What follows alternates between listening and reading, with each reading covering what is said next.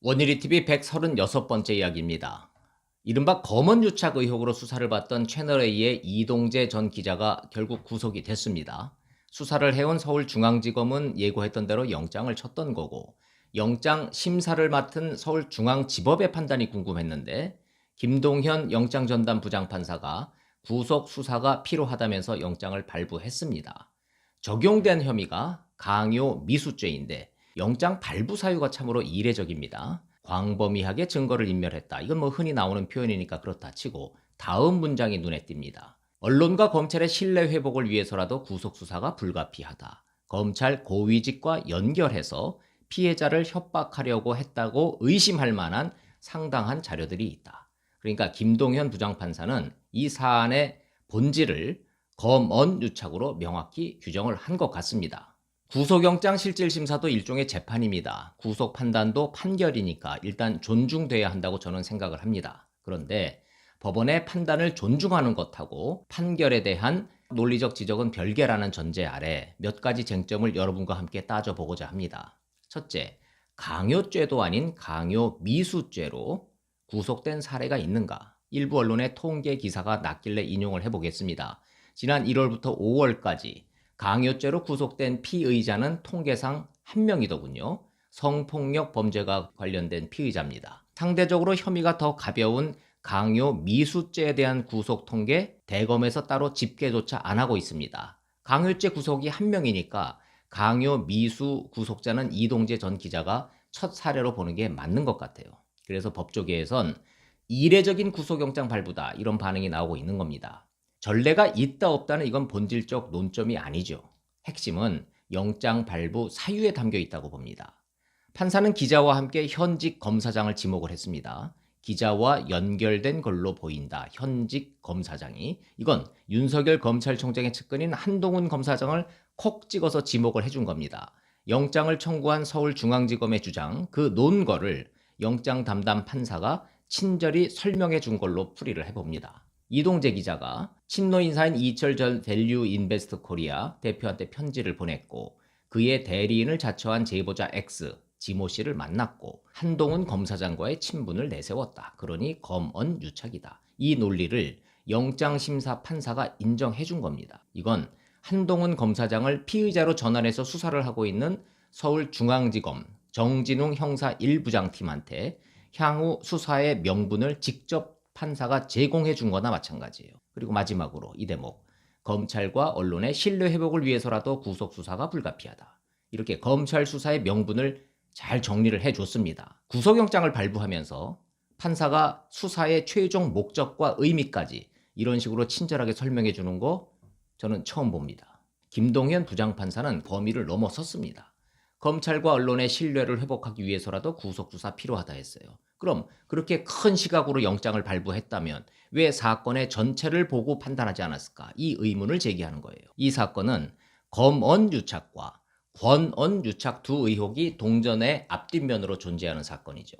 제보자가 비리 정치인의 명단을 갖고 있다고 기자한테 접근해서 유도한 점, MBC를 끌어들여서 몰래 카메라로 촬영하도록 미리 덫을 친 함정이었다는 역주장이 있다는 점, 특정 욕심에 눈이 먼 기자가 그 함정에 걸려든 측면이 있다는 점, 이런 동전의 뒷면, 즉 권언유착 의혹은 외면하고 판사는 오로지 서울중앙지검장과 법무장관의 검언유착 논리만 수용을 했다. 그게 상식선에서 이해가 안 된다 이겁니다.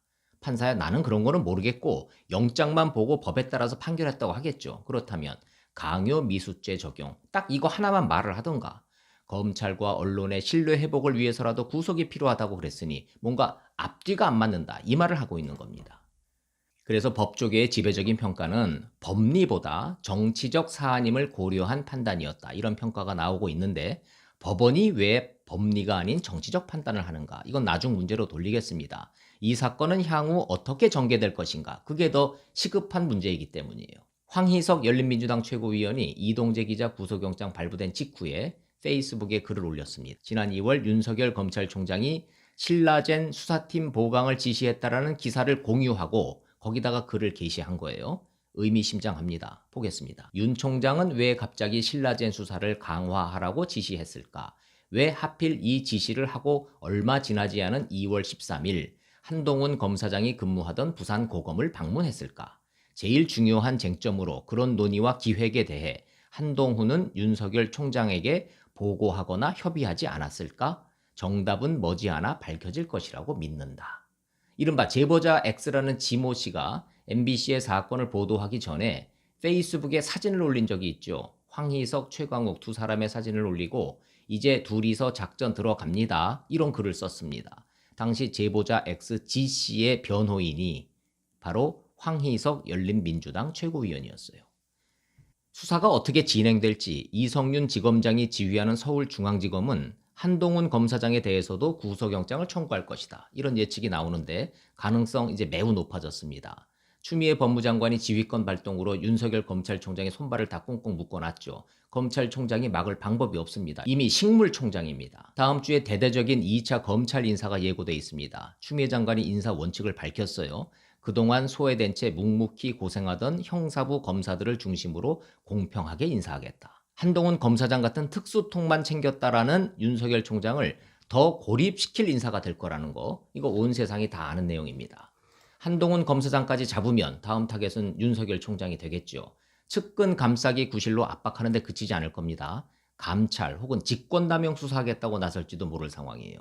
어차피 윤 총장 자진 사퇴시키고 이성윤 서울중앙지검장을 총장으로 올리는 게 추미애 장관의 그림이니까 그렇게 갈 겁니다. 저는 추미애 법무장관하고요, 이성윤 서울중앙지검장의 이 움직임 더 이상 예측하지 못할 수순이라고 생각하지 않습니다. 이미 장관 취임 당시 정한 방향 그대로 가고 있는 거예요. 기자 잡고 한동훈 잡고 윤석열 끌어내린다. 윤석열 총장이 있는 한 남은 집권기간 정권의 안위가 보장 안 된다. 정권 재창출의 최대의 적은 윤석열 검찰총장이다. 임기가 보장된 총장을 끌어내리는 건 무리수가 따르니까 스스로 옷을 벗게 만든다. 이 원칙과 방향, 단 한순간도 흐트러진 적이 없습니다. 그 첫 단계인 기자를 잡는 데 성공한 거예요. 2단계는 한동훈 검사장이 될 거고요. 제가 불길하게 보는 거는 법무부나 서울중앙지검이 아닙니다. 사법부입니다. 대검 형사부장들하고 연구관들은 아예 범죄 구성 요건이 안 된다고 판단했던 사안이에요. 추미애 법무장관이 수사지휘권 발동해서 서울중앙지검 손 일방적으로 들어줬고 밀어붙인 사건입니다. 그리고 검찰 수사심의위원회 열리기 전에 전격적으로 청구한 구속영장이었죠. 판사가 이 상황을 모를 리가 없습니다. 그런데 일방적으로 서울중앙지검 손을 들어준 거예요. 이게 뭘 의미할까요? 검찰 장악뿐 아니라 사법부도 손아귀에 들어갔다. 비법률 전문가로서 조심스러움에도 불구하고 이 판단은 종합적이지가 않다. 한쪽만 보고 내린 판단 같다. 수사의 공정성뿐 아니라 향후 재판의 공정성이 계속 문제가 되겠구나. 사법부가 권력을 의식하는 걸까? 이런 불길한 생각이 든다 이겁니다. 최근 논란이 되고 있는 정치적 사건에 대한 사법부의 판단을 한번 보시자고요. 구속영장 심사부터 대법원 전원합의체 판결까지 전반적인 기류가 공교롭게도 모두 여권에 유리한 방향입니다.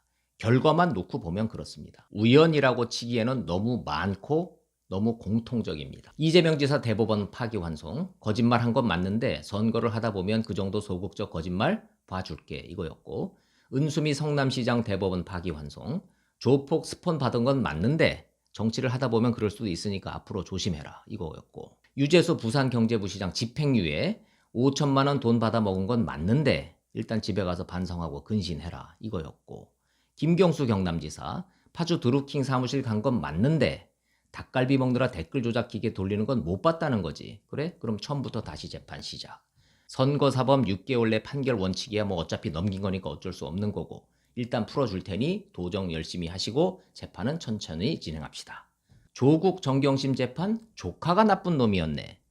조국 부부는 돈 빌려주고 이자 받은 거지. 표창장 위조? 그건 그렇게 큰 죄 아닌 것 같으니까 일단 천천히 한번 따져봅시다. 이런 거 아닌가 싶습니다. 하긴 오거돈 부산시장 성추행 사건은 80일 동안 경찰이 검찰에 송치도 안 하고 있으니까 사법부까지 갈 것도 없이 경찰, 검찰 수사 단계부터 살아있는 권력에 대한 태도 더 설명할 필요 없을 것 같습니다. 다시 사안의 본질인 검언 유착 의혹, 기자 구속으로 돌아가 보겠습니다. 기자와 검사가 유착을 해서 무고한 유시민을 잡으려고 했다. 제보자를 협박해서 증거를 가져오려고 강요했다. 그런데 실패했다. 그러니 강요 미수죄 구속, 이게 결론인데 사실은 이게 시작입니다. 기자를 구속했으니까 다음 단계는 한동훈 검사장 될 거고 그 다음은 윤석열 총장, 훤히 보이는 수순이에요. 진두지휘는 이성윤 서울중앙지검장이 하고 있는 거고 최종 명령권자는 추미애 법무장관이고 그 뒤에 권력과 묻지마 지지층이 있는 겁니다. 윤석열 총장의 입지는 매우 좁아졌다. 풍전등화다. 이거 부인하지 못할 냉엄한 현실입니다. 이미 모든 게 공정과 형평을 이뤘어요. 권언 유착 수사 안 하고 있습니다. 법무장관 문건 유출 사건, 최순실 국정농단에 비유되는 정부 공식 문건이 최광욱, 황희석 그리고 묻지마 지지층에게 사전 유출된 사건입니다. 눈 하나 깜짝 안 하고 별일 아니라고 덮어버렸습니다. 박원순 시장을 자살로 몰고 갔을 가능성이 가장 높은 수사기밀 유출 의혹, 서울중앙지검에 배당은 됐죠, 사건이. 이성윤 지검장이 청와대를 수사를 할까요? 절대 안 할 거라고 봅니다. 기자에 대한 구속영장을 발부한 판사는 검찰과 언론의 신뢰 회복을 주장했지만 사법부에 대한 국민적 신뢰 회복, 이건 어떻게 생각하시는지 묻지 않을 수가 없습니다. 결국 권력의 최종 타겟은 윤석열 총장으로 모아지고 있는데 아이러니는 윤 총장의 입지가 좁아지고 탄압 프레임이 가중될수록 정치적 입지는 오히려 커지고 있다는 사실입니다. 리서치앤리서치가 서울신문 의뢰로 실시한 지난 14일, 15일 여론조사 차기 대선주자 적합도, 이 조사가 17일 발표가 됐습니다. 1위 이낙연 29.6%, 2위 이재명 15.3%, 3위 윤석열 13.5%. 대선 후보를 운운하기에는 너무나 이른 시점이고 현재 순위 역시 정치적으로 무의미합니다. 다만 윤석열 총장의 순위를 계속 밀어 올리고 있는 게 추미애 법무장관과 집권 세력이라고만 봤는데 이젠 사법부도 가세하나? 이런 생각마저 드는 현실입니다. 원일이TV 마치겠습니다. 고맙습니다.